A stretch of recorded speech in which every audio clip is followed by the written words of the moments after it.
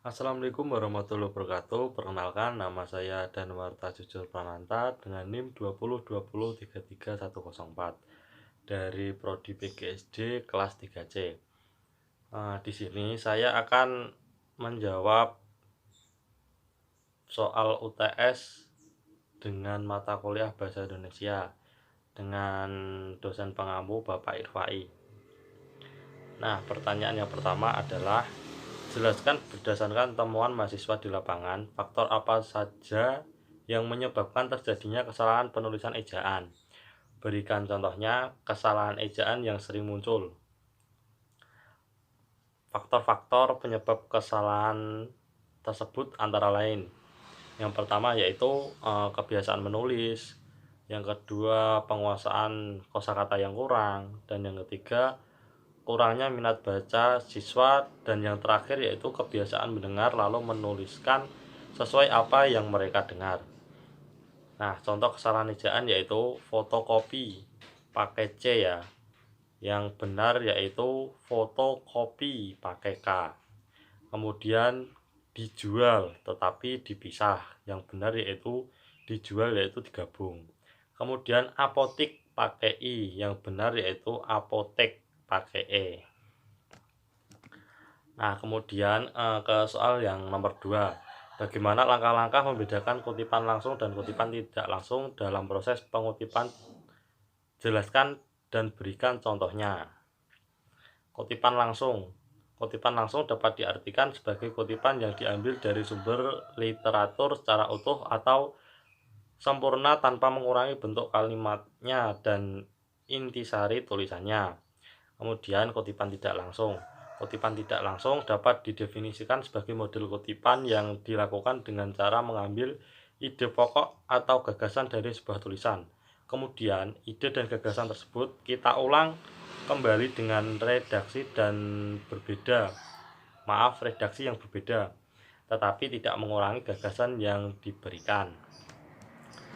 Kemudian contoh penulisan kutipan langsung dan tidak langsung. Contoh penulisan kutipan langsung yaitu menurut ITA 2019-2/19 menjelaskan bahwa pembelajaran sastra di sekolah tidak berdiri sendiri sebagai mata pelajaran yang mandiri menjadi bagian mata pelajaran Bahasa Indonesia Sastra Indonesia. Nah, kemudian contoh penulisan kutipan tidak langsung. Menurut ITA 2019 memaparkan bahwa mata pelajaran Bahasa Indonesia di dalamnya memuat materi pembelajaran dan pelajaran sastra. Kemudian pertanyaan yang nomor 3. Apa perbedaan dari biografi dan bibliografi? Jelaskan disertai dengan contohnya. Perbedaan biografi dan bibliografi. Biografi adalah riwayat hidup seseorang yang ditulis oleh orang lain. Kemudian bibliografi adalah daftar buku dan karangan yang merupakan sumber rujukan dari sebuah tulisan atau karangan atau daftar tentang subjek buku ilmu. Bisa juga dikatakan daftar pustaka. Contoh biografi: Ardian Fikri lahir dari pasangan ayah Hasbullah dan Ibu Fitrian Nur Hamidah pada 14 Oktober 1995 di Yogyakarta. Namun kedua orang tuanya telah berpisah. Ardi merupakan seorang penulis buku bestseller berjudul Cara Asik Menulis. Awal karir Ardian di dunia tulis-menulis dimulai dari mengikuti ajang kejuaraan antar daerah. Kemudian contoh bibliografi: Ibeng Pramana AN 1985 Bintang Nusantara, Jakarta, Gramedia, Dikbud 1989, Kisah Seorang Pelajar, Jakarta, Balai Pustaka. Kemudian pertanyaan yang nomor 4 yaitu apa perbedaan makna antara kata pukul dan jam jika dilihat dari penggunaan untuk menunjukkan kata pengganti waktu. Jelaskan disertai dengan contoh kalimat. Jam digunakan untuk menggunakan masa atau jangka waktu. Contoh, Joni pergi ke sekolah dengan waktu 20 menit dari rumahnya. Kemudian yang contoh yang pukul. Pukul digunakan untuk menunjukkan saat dan waktu di mana peristiwa akan terjadi. Contohnya, Joni pulang sekolah pukul 12. Kemudian pertanyaan yang nomor 5. Bahasa berdasarkan hakikatnya merupakan sistem bunyi bermakna. Jelaskan pernyataan tersebut dan perkaitannya antara sistem bunyi bermakna dengan penggunaan bahasa. Bahasa merupakan sistem bunyi bermakna seperti A, I, U, E, O, susunan huruf-huruf abjad lainnya. Jika huruf-huruf tersebut disusun akan menjadi sebuah kata dan kata disusun akan menjadi kalimat. Jika kata dan kalimat yang tersusun ini memiliki makna, inilah yang disebut bahasa. Sistem bunyi bermakna dengan penggunaan bahasa sangat ada kaitannya karena bahasa tidak akan ada tanpa adanya susunan sistem bunyi. Adanya seseorang IT berbahasa, ia telah memahami susunan bahasa yang bisa kita sebut dengan kata atau perkataan. Kemudian soal yang nomor 6. Mengapa sering terjadi kesalahan penulisan tanda koma? Jelaskan disertai 5 contoh kesalahan tersebut. Yang pertama, Joni hanya membawa buku, tas, dan pensil. Yang benar, Joni hanya membawa tas, buku, koma, dan pensil. Pemisahan unsur rincian dalam kalimat pada rincian terakhir yang biasanya diikuti kata hubung sebelumnya tetap diberi tanda koma. Adik tidak mau sekolah lagi karena diajak oleh teman-temannya.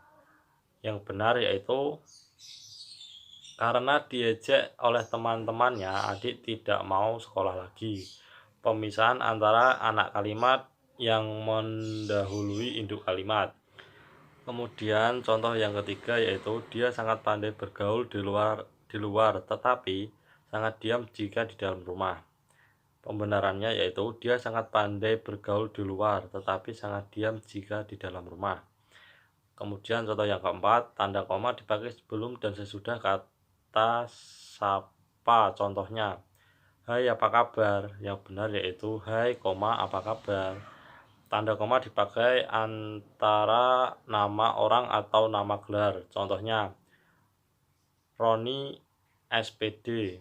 Yang benar yaitu Roni, SPD. Kemudian soal yang nomor 7. Apa perbedaan makna dari tanda titik 2 dengan titik koma? Jelaskan disertai contoh penggunaan tanda tersebut yang benar. Tanda titik koma dapat dipakai sebagai pengganti kata penghubung untuk memisahkan kalimat secara yang satu dari kalimat setara lain dalam kalimat majmuk. Contoh, hari sudah malam, titik koma, adik sudah membaca buku. Aku menyelesaikan tugas, titik koma, ibu menonton TV. Tanda titik 2 dipakai akhir suatu pernyataan lengkap yang diikuti pemerincian atau penjelasan. Contohnya, Joni membeli buah-buahan, titik 2, anggur, apel, dan jeruk. Kemudian ketua titik koma Bagas. Maaf, ketua titik 2 Bagas. Sekretaris titik 2 Sela. Kemudian bendahara titik 2 Rina. Kemudian pertanyaan yang nomor 8. Jelaskan mengapa sering terjadi kesalahan penulisan huruf miring. Berikan contoh kesalahan tersebut disertai dengan pembenarannya. Penyebab kesalahan penggunaan huruf miring salah satunya karena kurang pemahaman. Huruf miring digunakan dalam penulisan bahasa daerah atau bahasa asing. Contoh, peraturan di tempat ini sudah jelas, dilarang merokok. Pembenarannya yaitu peraturan di tempat ini sudah jelas, dilarang merokok. Larang merokok dengan penulisan huruf miring. Kemudian nomor 9. Jelaskan bentuk kesalahan penulisan konsonan dan vokal pada karya tulis ilmiah. Berikan contohnya, kesalahan tersebut disertai dengan pembenarannya. Pemakaian huruf meliputi huruf vokal dan konsonan, baik gabungan vokal maupun konsonan gabungan vokal yang disebut zitong tidak dipisahkan tapi merupakan satu kesatuan. Demikian pula gabungan konsonan yang merupakan satu kesatuan fenom tidak dipisahkan. Penulisan gabungan vokal yang disebut AI, AU, dan OI dalam kata pantai. Harimau dan asoy tidak dapat dipisahkan karena gabungan vokal itu merupakan satu kesatuan. Begitu pula dengan huruf konsonan juga merupakan satu kesatuan, tidak bisa dipisahkan seperti KY, KH, dan NY. Jadi tidak bisa dipisahkan dalam kata tulisan tersebut. Contohnya khusus, kiai, dan bersamanya. Cukup sekian jawaban dari saya. Apabila ada kekurangan saya mohon maaf. Wabillahi taufiq wal hidayah. Wassalamualaikum warahmatullahi wabarakatuh.